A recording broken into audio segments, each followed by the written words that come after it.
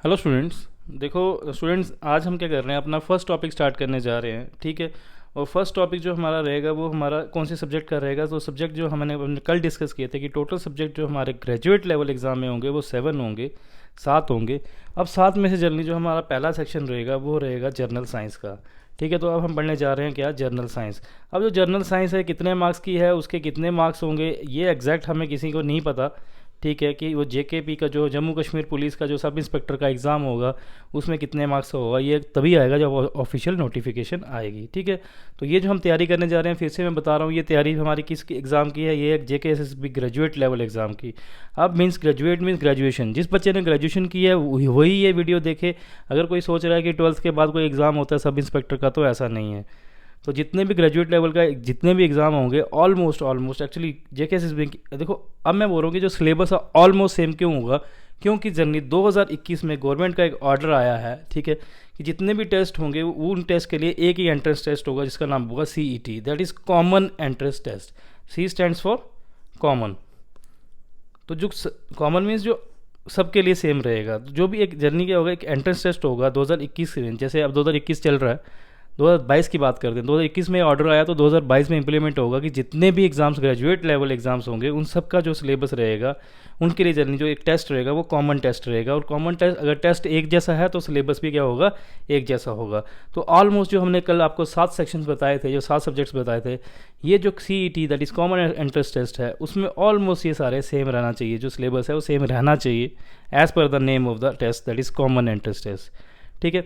तो हम अपना पहला सेक्शन डिस्कस करने जा रहे हैं जिसका नाम है आपका जर्नल साइंस। देखो अब जर्नल साइंस जो है टॉपिक है, ये टॉपिक भी हमारा वास्ट है। इस टॉपिक में चलने क्या होंगे, हमारे 12 सब टॉपिक्स होंगे। ठीक है, कितने, 12 सब टॉपिक्स। अब उनके क्या क्या नाम है अगर वो मैं डिस्कस करूँगा तो वीडियो हमारी लंबी हो जाएगी। अब 12 सब टॉपिक में से हम पहला सब टॉपिक स्टार्ट करने जा रहे हैं। उस पहले सब टॉपिक का नाम है, सबसे इंपॉर्टेंट है, सोर्सेस ऑफ एनर्जी। तो ये जर्नी क्या है, हमारा फर्स्ट जो 12 सब टॉपिक में से पहला सब टॉपिक है जो हमारा जनरल साइंस में आता है वो है सोर्सेज ऑफ एनर्जी। ठीक है। तो बेटा एक्चुअली मेरा पढ़ाने का स्टाइल थोड़ा अलग है। ठीक है। जो भी हमारा टॉपिक का नेम होता है उस नेम को अंडरस्टैंड करना मेरे लिए बहुत इंपॉर्टेंट होता है। ठीक है। जैसे आज का टॉपिक जो है उसका नाम है sources of energy. Sources means स्रोत। ठीक है। किसके, एनर्जी के। जो हमें एनर्जी है उसके कौन से सोर्स हैं जहाँ से हमें एनर्जी मिलती है। ठीक है। सबसे पहले देखो एनर्जी, हमें 2 वर्ड हैं, एक है एनर्जी और दूसरा है सोर्स। ठीक है। किसके सोर्स, एनर्जी। तो एनर्जी के सोर्स क्या क्या है, हमें एनर्जी कहाँ से मिलती है। ठीक है। तो जनरली जो एनर्जी के सोर्स हैं वो 2 होते हैं। ठीक है। मैं आपको हल्का सा आइडिया दे रहा हूँ। ठीक है। बेसिकली आज हम एनर्जी को ही डिस्कस करेंगे कि ये एनर्जी जो चीज़ है ये क्या होती है। तो अब एनर्जी के जो सोर्स हैं, पहले एनर्जी पता होगा तभी उसके सोर्स पता होंगे ना। तो मैं लेट इट भी आपको आइडिया देता हूँ कि जो एनर्जी हमें कहाँ से मिलती है। तो जो एनर्जी के 2 ही सोर्स होते हैं। एक सोर्स होता है रीन्यूएबल सोर्स। ठीक है। और दूसरा होता है हमारा नॉन रीन्यूएबल सोर्स। एक क्या होता है, रिन्यू हो जाते हैं सोर्सेज, और दूसरे ऐसे सोर्स होते हैं एनर्जी के जो नॉन रीन्यूएबल होते हैं। अब रीन्यूएबल और नॉन रीन्यूएबल क्या होते हैं, देखो रीन्यूएबल वो चीज़ें होती हैं जो हमारी एंडलेस होती हैं, जो कभी हमारी ख़त्म नहीं होती हैं, या हम बोल सकते हैं ये वो चीज़ें होती हैं जो हमारी क्या होती हैं, एंडलेस होती हैं, जो ख़त्म नहीं होती हैं। और नॉन रीन्यूएबल वो चीज़ें होती हैं जो इनका एंड हो जाता है, मीन्स कुछ समय बाद वो चीज़ें क्या होंगी, वो जो सोर्स होंगे वो हमारे ख़त्म होने स्टार्ट हो जाएंगे। इसकी जो जनरली बड़ी एग्जांपल है वो है कोयला। जनरली जो कोयला है वो हमारा ख़त्म हो जाएगा, इसलिए वो जनरली कौन सा सोर्स आता है हमारा एनर्जी का, नॉन रिन्यूएबल सोर्स आता है। ये हम इसको डिटेल में स्टडी करेंगे, डोंट वरी, ये डिटेल में हम स्टडी करेंगे। अभी मैं जस्ट आपको आइडिया दे रहा हूँ। ठीक है। तो दूसरा जो सोर्स होता है रीन्यूएबल, जो रिन्यू हो जाता है, मीन्स जो एंडलेस होता है, जो कभी ख़त्म ही नहीं होता। ठीक है। इनको जो एंडलेस को हम ये भी बोलते हैं सस्टेनेबल। तो रिन्यूएबल सोर्स को सस्टेनेबल सोर्स भी बोलते हैं। और जनरली जो हमारा नॉन रिन्यूएबल होता है ये नॉन सस्टेन होता है। ये सस्टेन मीन्स ये रहता नहीं है, ख़त्म हो जाता है। ठीक है। नॉन सस्टेनेबल सोर्स भी कहते हैं। तो जनरली जो सोर्स होंगे ये 2 सोर्स हैं, बेसिकली बहुत बड़े सोर्स हैं। इन्हीं को बेसिकली हमने क्या करना है, कल के लेक्चर में हमने डिटेल में स्टडी करना है। तो सोर्सेज को हम कल पढ़ेंगे, आज हम क्या करेंगे, हम टुडे क्या करने लगे, हम एनर्जी को डिस्कस करने जाने हैं कि जो एनर्जी होती है हमारी वो क्या होती है। ठीक है। तो ये बेसिकली था हमारा छोटा सा ब्रीफ आइडिया कि जो हमारे सोर्सेज होते हैं एनर्जी के वो क्या क्या होते हैं। ठीक है। तो डोंट वरी, देखो मेरा स्टाइल थोड़ा सिंपल रहेगा और देसी स्टाइल रहेगा। ठीक है, इसमें ऐसा कुछ नहीं है, थोड़ा दिक्कत आएगी कभी इस मीटर की ऊपर नीचे होगी वाइट पेज की, वो इशू नहीं है। एक्चुअली डिपेंड ये करता है कि हमारा जो कंटेंट है वो कितना स्ट्रॉन्ग है, तो हमें अपने कंटेंट पे वर्क करना है। ठीक है, तो मेरा टॉपिक का नाम था जो हम स्टार्ट कर रहे थे, वो हमारा टॉपिक है, आज का पहला टॉपिक है, जो 12 टॉपिक पढ़ेंगे जनरल साइंस में। तो उस टॉपिक का नाम है सोर्सेस ऑफ एनर्जी, कि जो हमारी एनर्जी होती है उसके जो सोर्सेस हैं उनके बारे में। तो हमने पढ़ा कि जो सोर्सेस होते हैं एनर्जी के, दो ही होते हैं, एक होता है रिन्यूएबल, एक होता है नॉन रिन्यूएबल। ठीक है, मैंने बता दिया रिन्यूएबल वो होते हैं जो एंडलेस होते हैं, जो कभी ख़त्म नहीं होते हैं, या हम बोल सकते हैं उन रिन्यूएबल सोर्सेज को हम क्या बोलते हैं, सस्टेनेबल, जो सस्टेन हो जाते हैं, वो उनको वो सोर्सेज होते हैं। दूसरे होते हैं नॉन सस्टेनेबल, या जो इनका एंड हो जाता है। ठीक है, ये एंड वाले होते हैं जिनका एंड होता है नॉन रिन्यूएबल। एंड किसका होता है, कोयले का, तो इसकी एग्जांपल आ गई। और एंड किसका नहीं होता, रिन्यूएबल वो होते हैं जो एंडलेस होते हैं, जो कभी ख़त्म नहीं होते। वो ख़त्म कौन नहीं होता, सोलर एनर्जी, जो सनलाइट है वो कभी ख़त्म नहीं होगी, तो रीनेबल सोर्स ऑफ एनर्जी आ जाती है। ठीक है, अब आपको पता है कि जो सन एनर्जी होती है, जो सोलर एनर्जी होती है, सन से ही हमें विटामिन डी मिलता है। ठीक है, ये चलो ये बायोलॉजी का है, हम वहाँ पे डिस्कस करेंगे जो विटामिन डी है ये हमें कैसे मिलता है, उसका सोर्स क्या होता है। तो ये हमारा जो सोर्सेज का जर्नी हमने क्या किया, एक ब्रीफ का मतलब होता है short, very short, brief idea हमने दिया आपको, वो छोटा सा आइडिया दिया आपको कि जो सोर्सेस है एनर्जी के वो दो ही होते हैं, उसी के आगे आता है, बीच में आता है फिर solar energy, wind energy, heat energy, ये सारा इसी के अंडर आ जाता है, रिन्यूएबल और नॉन रिन्यूएबल के अंडर। ठीक है, अब हम टॉपिक जो डिस्कस करने जा रहे हैं वो है हमारा एनर्जी का। ठीक है, अब एनर्जी के ऊपर हम क्या करेंगे, हम डिटेल में स्टडी करने जा रहे हैं। क्यों डिटेल में करने जा रहे हैं, क्योंकि यहाँ से क्वेश्चन आने का चांस है। ठीक है, तो ये अच्छे से डिस्कस हम करेंगे। ठीक है, हम बात करते हैं कि जो एनर्जी होता है क्या होता है। देखो हर चीज़ को क्या बनना चाहिए, मेरी क्लास में हर चीज़ को आपको डिफाइन करना आना चाहिए। डिफाइन मीन्स उसकी डेफिनेशन होनी चाहिए कि एनर्जी क्या है, उसकी डिफाइन करना। उसको कभी कभी क्या होता है, डायरेक्ट डेफिनेशन का क्वेश्चन ऑब्जेक्टिव में आ जाता है। ठीक है, तो हम सबसे पहला टॉपिक हमारा आ रहा है, वो है हमारा डेफिनेशन किसकी, एनर्जी की। ठीक है, तो चलिए एनर्जी क्या होता है, एनर्जी होता है कैपेसिटी टू डू वर्क, काम करने की जो क्षमता होती है किसी बंदे की, उसको बोलते हैं कि एनर्जी होती है। ठीक है, तो एनर्जी क्या होती है, capacity to do work is called as energy. किसी बंदे में कितनी एनर्जी है वो कौन डिसाइड करता है, उसकी कैपेसिटी डिसाइड करती है कि वो कितना काम कर सकता है। मैं बोलता हूँ एग्जाम्पल, ये एक बंदा है ए, दूसरा बंदा है बी। अब जो ए बंदा है ये क्या करता है, ये ज़्यादा काम कर सकता है, और जो बी बंदा है ये कम काम करता है। ये क्या करता है, ज़्यादा काम करता है, ज़्यादा को प्लस ऊपर का सिंबल, ये कम काम कर सकता है इन दोनों के कंपैरिजन में। तो किसकी काम करने की क्षमता ज़्यादा है, ए वाले की। तो बोलता है the capacity to do work is called as energy. इसलिए हम बोलेंगे इस बंदे की जो एनर्जी है, इस बंदे में एनर्जी ज़्यादा है, इस बंदे में एनर्जी कम है। तो एक्चुअली एनर्जी को कौन डिस्क्राइब कर रहा है, काम किसकी काम करने की क्षमता। तो एक्चुअली हमें यहाँ से देख रहे हैं कि जो एनर्जी और जो हमारा वर्क है, इनमें जनरली कुछ ना कुछ सिमिलरिटी है। तो सिमिलरिटी क्या है वो इंपॉर्टेंट है। ऑलमोस्ट हम क्या करते हैं फिजिक्स में, हम जब हमारा अपना यूनिट्स की बात आती है, तो जो एनर्जी और जो वर्क है हम उसको ऑलमोस्ट सेम मानते हैं। क्यों, क्योंकि एनर्जी होती है क्षमता, काम किसकी करने की, काम करने की। तो काम और एनर्जी का हल्का सा हमें देसी तरीके में बोलें कि इनमें रिलेशन आ रहा है। तो हमेशा याद रखें जो भी एनर्जी होती है वो बेसिकली, अगर हम फिजिक्स में बात करें, जब उनके यूनिट्स की बात करेंगे, एनर्जी और जो वर्क का जो यूनिट होता है वो क्या होता है, सेम। अब क्वेश्चन ये होता है कि सर जो यूनिट होते हैं वो तो डिफरेंट किस्म के होते हैं। एक एसआई सिस्टम, जो एसआई यूनिट होता है, सीजीएस यूनिट होता है, तो कितने किस्म के यूनिट होते हैं, वो होते हैं 3 किस्म के। इनको भी डिस्कस करेंगे। उससे पहले एक छोटी सी बात हम यहाँ पे क्लियर कर लें। अब जो ये जितनी भी एनर्जी होती है उनके जो यूनिट्स होते हैं वो क्या होते हैं, सेम होते हैं जो वर्क का यूनिट होता है। तो बच्चों वर्क का यूनिट जो होता है, अब वो 3 यूनिट होते हैं मैंने आपको बताए। ठीक है, और वो कौन से यूनिट होते हैं वो इंपॉर्टेंट है। ठीक है, 3 यूनिट में सबसे पहले यूनिट आता है वो आता है सीजीएस यूनिट। दूसरे नंबर में आता है हमारा एसआई यूनिट, ये इनकी फुल फॉर्म्स में बताऊंगा, डोंट वरी। वो तीसरा आता है, ये थोड़ा डिफरेंट है। ठीक है, इसको ध्यान से देखना। तो जो तीसरा आता है वो आता है आपका कमर्शियल, और इसको हम बोलते हैं प्रैक्टिकल यूनिट्स। तो ये 3 यूनिट होते हैं एनर्जी के या वर्क के, हम जो भी बोल सकते हैं। ठीक है, क्योंकि वर्क और एनर्जी हमने बोल दिया क्या है, आपस में इक्वलेंट है। ठीक है, अब जो एनर्जी होती है वो डिफरेंट फॉर्म्स में होती है। जैसे हमारे पास एक एनर्जी होती है काइनेटिक एनर्जी, एक होती है पोटेंशियल एनर्जी। ठीक है, और इन दोनों को अगर सम करें तो तीसरी एनर्जी बन जाती है टोटल एनर्जी। तो जो टोटल एनर्जी होती है वो क्या होती है, सम होती है काइनेटिक एनर्जी का और पोटेंशियल एनर्जी का। इसी तरह और भी एनर्जी होती है, हीट एनर्जी होती है, वाइब्रेशनल एनर्जी होती है, रोटेशनल एनर्जी होती है।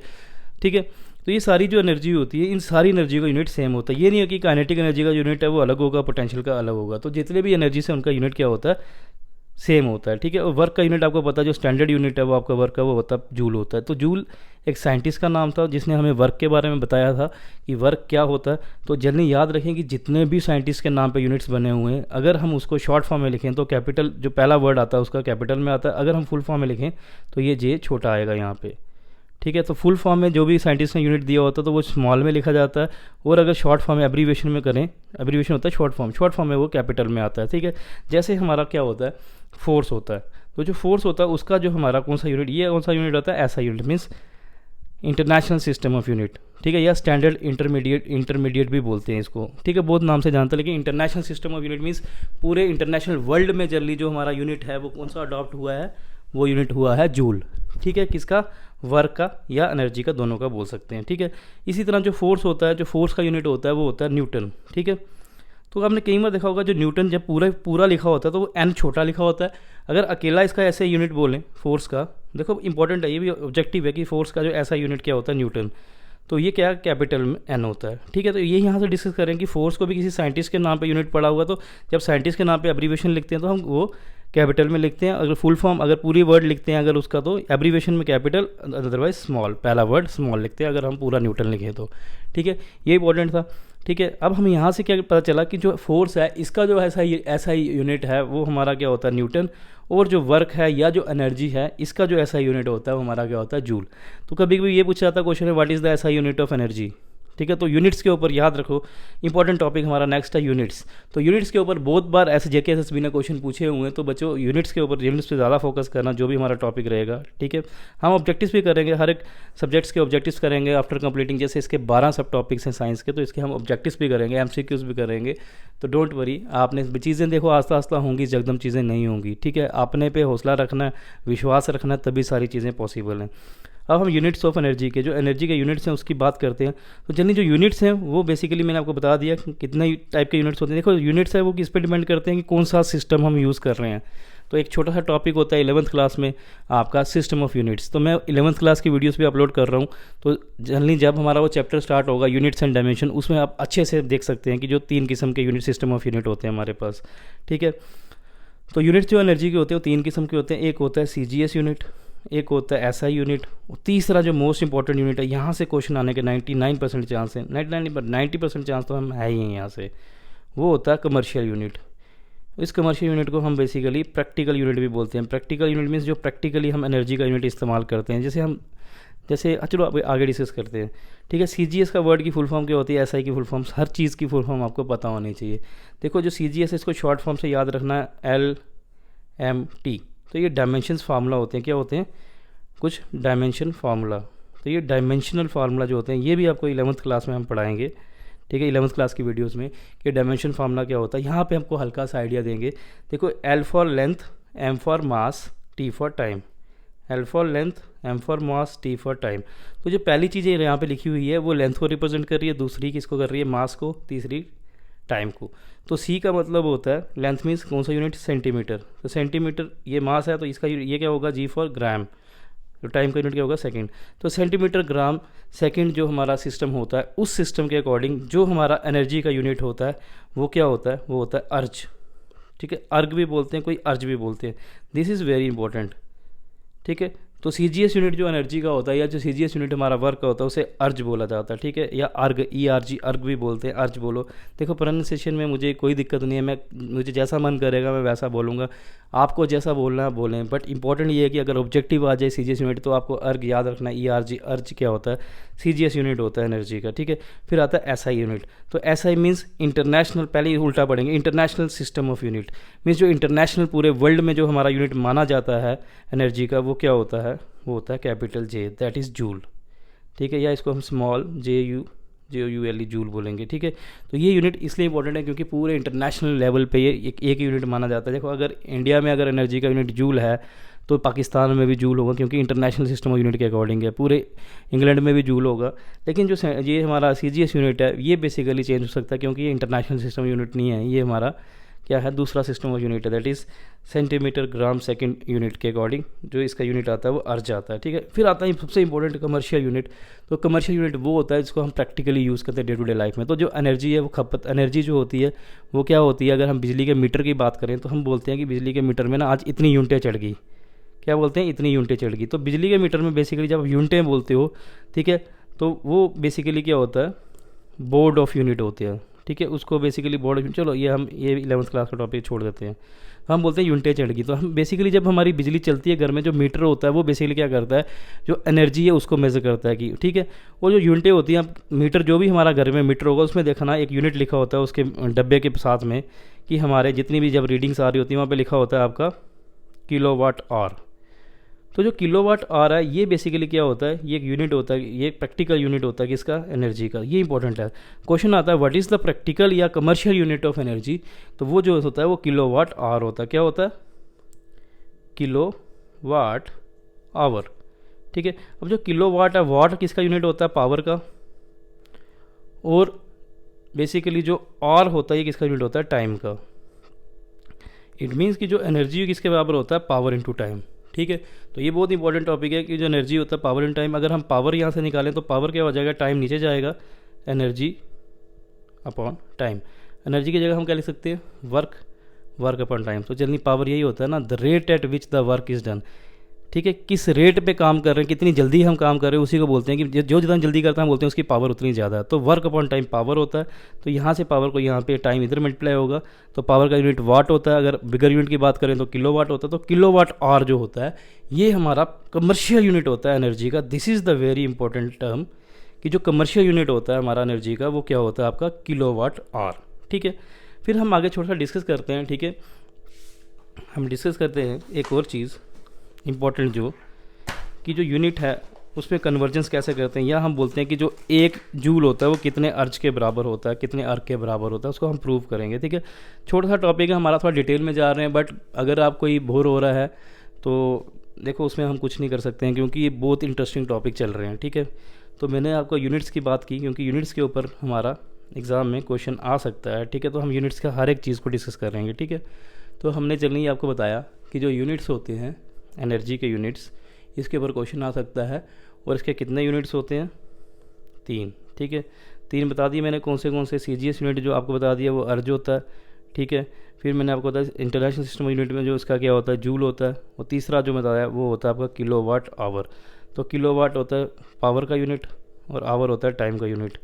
तो जनरली एनर्जी क्या होता है, पावर इनटू टाइम। तो ये जनरली एक फार्मूला आ गया यहाँ से, जो पावर का फार्मूला या हमारा, ठीक है, पावर का ही बोल सकते हैं। तो पावर किसके बराबर हो जाएगा, ये नीचे जाएगा energy by time. Energy by time means work by time. तो ये बेसिकली पावर आता है, ये फार्मूला आता है, ठीक है। अब क्वेश्चन राइज होता है कि जनरली जो SI सिस्टम होता है, ठीक है, उस पर जनरली जो हमारा यूनिट है किसका,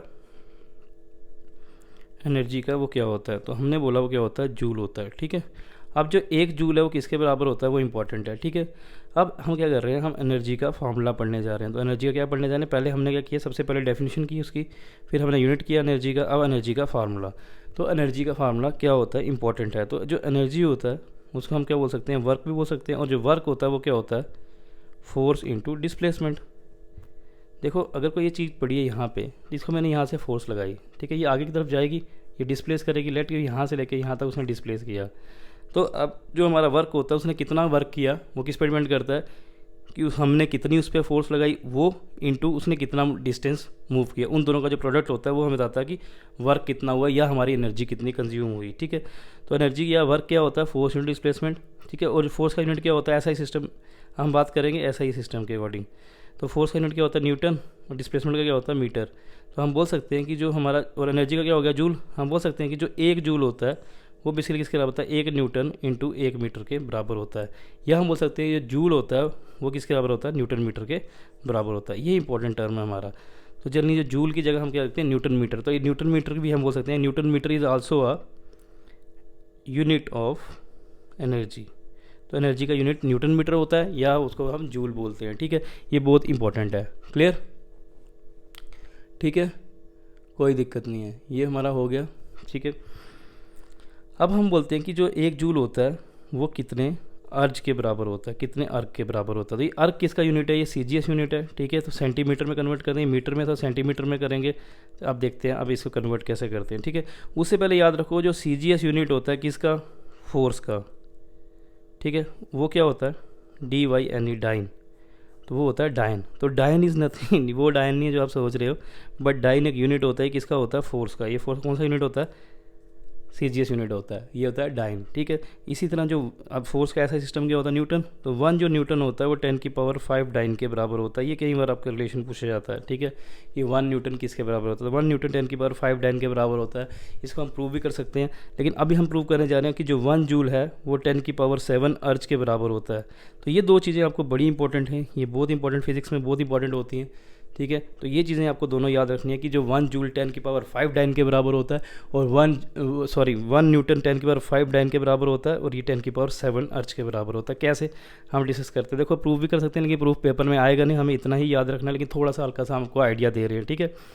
ठीक है, 1 जूल हमने बताया किसके बराबर होता है, 1 न्यूटन इंटू 1 मीटर के बराबर, ठीक है।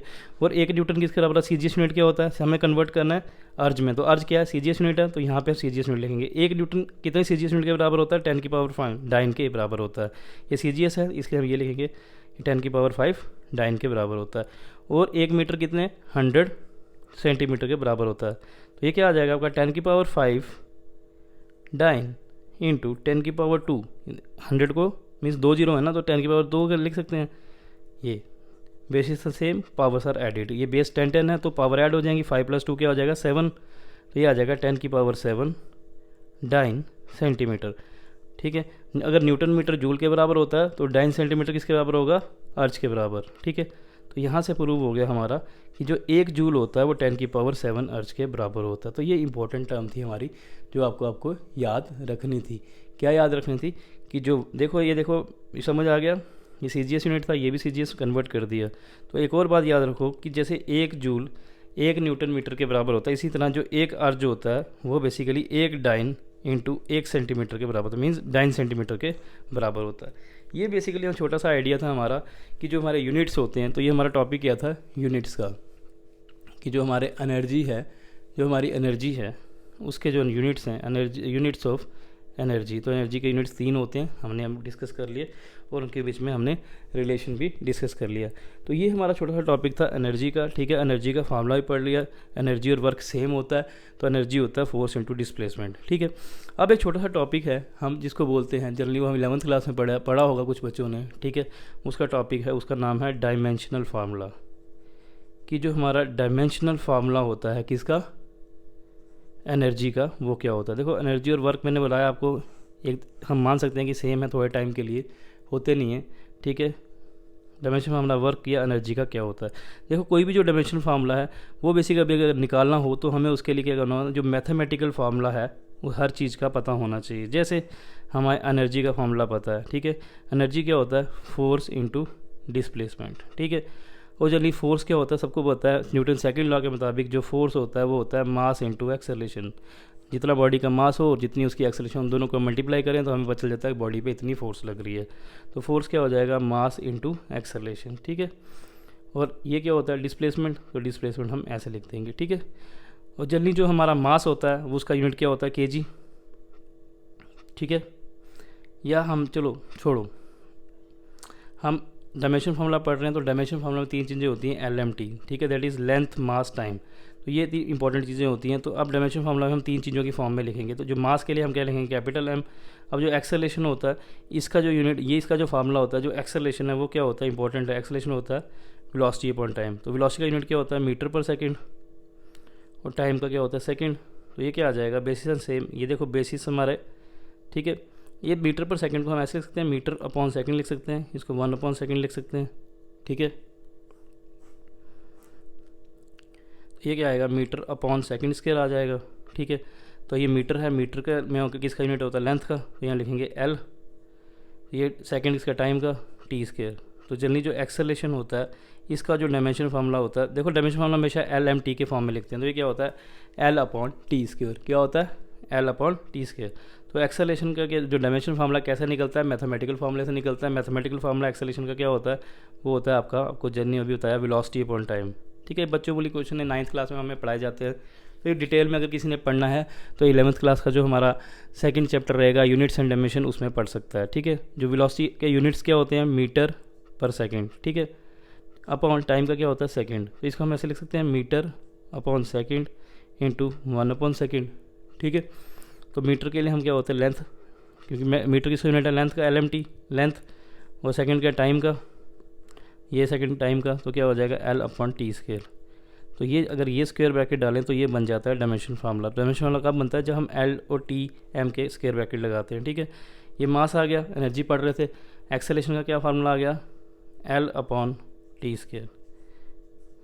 ये और डिस्प्लेसमेंट क्या होता है, लेंथ ही होती है, तो ये आ जाएगा L, इसकी पावर 1, इसकी power 1, basis are same, powers को ऐड कर देते हैं, तो 1 + 1 क्या आ जाएगा 2। तो डायमेंशन फार्मूला क्या आ गया, ML2/T²। इसको हम ऊपर लिखेंगे तो ये क्या आ जाएगा, ML²। देखो जब भी नीचे वाली रकम ऊपर जाती है तो माइनस साइन आ जाता है ये। तो this is the dimension formula of energy. तो ये हमारा इंपॉर्टेंट है कि जो डायमेंशन फार्मूला होता है एनर्जी का वो क्या होता है, ML2T-2। तो बच्चे डायरेक्ट रटा मारते हैं, रटा नहीं मारना, क्योंकि हमने आज पढ़ा है, डिस्कस किया है कि जो डायमेंशन फार्मूला होता है उसको हमने डिराइव किया है, वो कैसे निकलता है, वो निकलता है मैथमेटिकल फार्मूले से। और मैथमेटिकल फार्मूला सबको आता है। एनर्जी क्या होता है, फोर्स इंटू डिस्प्लेसमेंट। फोर्स क्या होता है, मास इंटू एक्सेलरेशन। ठीक है, अब जो एक्सेलरेशन है वो क्या होता है, velocity upon time.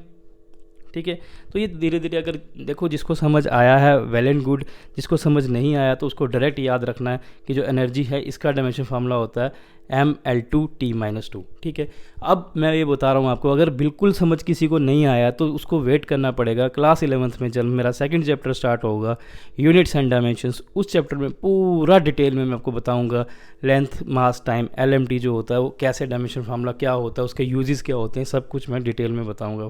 For the timing हमारे लिए एक इंपॉर्टेंट था कि जो डायमेंशन फार्मूला होता है एनर्जी का वो क्या होता है, वो आपको आना चाहिए। That is very very important. ठीक है, अब क्वेश्चन एक और आता है एनर्जी का कि जो एनर्जी है दो क्वांटिटी होती हैं, एक होती है स्केलर क्वांटिटी, एक होती है वेक्टर क्वांटिटी। ठीक है, ये भी हमारा 11th क्लास का टॉपिक है। ठीक है, अब वो पूछता है आपको बताओ कि जो एनर्जी है वो स्केलर है या वेक्टर है, दोनों में से एनर्जी क्या चीज़ है। तो याद रखो जो एनर्जी होती है वो क्या होती है, स्केलर क्वांटिटी होती है। अब क्वेश्चन आ होता है कि सर स्केलर क्वांटिटी क्या होती है और वेक्टर क्वांटिटी क्या होती है। ये आपका आज का होमवर्क है। फॉर द टाइमिंग आपको याद रखना है कि जो एनर्जी है वो क्या होती है, एक स्केलर क्वांटिटी होती है। कई बार ये भी क्वेश्चन आता है बताओ कि जो एनर्जी है वो स्केलर क्वांटिटी है, वेक्टर क्वांटिटी है, या नन ऑफ दिस है। तो आपको टिक करना है कि जो हमारी एनर्जी होती है वो स्केलर क्वांटिटी होती है। ठीक है, अब वो स्केलर क्वांटिटी क्यों होती है, वो उसके फार्मूले पे होता है। क्यों, क्योंकि जो एनर्जी होता है वो वर्क होता है, और वर्क क्या होता है, फोर्स इनटू डिस्प्लेसमेंट। तो ये जनरली जो वर्क होता है या जो एनर्जी होती है वो डॉट प्रोडक्ट, देखो दो किस्म के होते हैं, एक होता है हमारा डॉट प्रोडक्ट, ठीक है, एक होता है आपका क्रॉस प्रोडक्ट। तो जनरली जो डॉट प्रोडक्ट के बीच में डॉट लगता है, तो ये जो ऊपर एरो लगी हुई है ये रिप्रेजेंट करता है कि ये वेक्टर क्वांटिटी है, फोर्स जिसके ऊपर ये लगता है वो वेक्टर हो जाती है। डिस्प्लेसमेंट है, ये भी वेक्टर क्वांटिटी है। तो याद रखो अगर दो वेक्टर क्वांटिटी का अगर जो डॉट प्रोडक्ट होता है वो हमेशा क्या होता है, स्केलर होता है। तो जनरली वर्क क्या होता है, जो दो वेक्टर क्वांटिटीज है उनका डॉट प्रोडक्ट है, तो dot product of any two vector quantities is always a scalar. तो इसलिए जो वर्क है हमारा स्केलर है। ये भी अगर समझ नहीं आया कोई इशू नहीं है, अल्टीमेट एक बात याद रखनी है कि जो एनर्जी है वो हमारी क्या होती है, स्केलर क्वांटिटी होती है। ठीक है, ये बेसिकली हमारा छोटा सा टॉपिक था हमारा ये एनर्जी के रिगार्डिंग। ठीक है, इसमें हमने क्या किया, एनर्जी की डेफिनेशन पढ़ी, एनर्जी के यूनिट्स पढ़े, फिर हमने ये भी पढ़ा कि एनर्जी स्केलर है, वेक्टर है, फिर हमने एनर्जी का डायमेंशन फार्मूला पढ़ा। ठीक है, ये बहुत सारी ये हमारा जो टॉपिक था, ये ब्रीफ आइडिया था आपका किसका, एनर्जी का। यहाँ पे हम आज का टॉपिक एंड करते हैं। ठीक है, ये अभी टाइम बहुत ज़्यादा हो गया हुआ है, इसलिए हम यहाँ पे ही एंड कर रहे हैं अपने टॉपिक को। ठीक है, अब कल से हम धीरे धीरे क्या करेंगे, अपने टाइम को बढ़ाएंगे और अपने सिलेबस को इंक्रीज़ करेंगे। अगर किसी को कुछ डाउट है वो एक्चुअली क्या कर सकता है, ठीक है, मैं आपको इतना कर सकता हूँ कि मैं आपको अपना व्हाट्सएप नंबर शेयर कर रहा हूँ। ये मेरा व्हाट्सएप नंबर है 7006501976। इस पे आप कॉल नहीं करना प्लीज़, इसमें आप मैसेज करके अपने डाउट्स को जो क्लियर कर सकते हैं। ठीक है, ये मेरा पर्सनल नंबर है, आप इस पर मैसेज कर सकते हैं। ठीक है, thanks for watching our video.